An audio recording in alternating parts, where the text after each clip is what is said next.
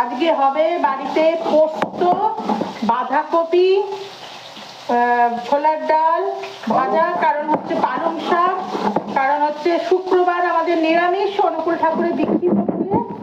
আর এখানে শিলে পোস্ত বাড়ছি, কারণ মিক্সিতে যতই বাটা সুবিধে দুটোই, কিন্তু বোধ হয় মিক্সিতে পাওয়া যায় না। কিন্তু এখন ওই যে বললাম সময়টা ভীষণ ফ্যাক্টর, সময় না থাকলে তখন মানুষ কি করবে। এই যে পোস্ত বাটা দেখেছি,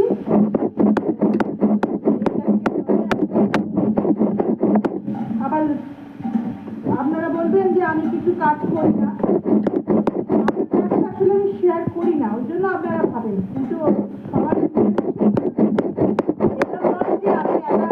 বসে থাকি আর বাকিরা সবাই কাজ করে।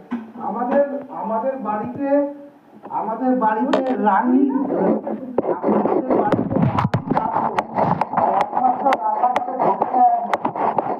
পরীক্ষা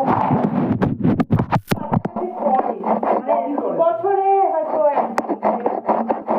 কাজটা এখন রান্না করার সময় নয়, তার এখন পড়াশোনা করার সময়।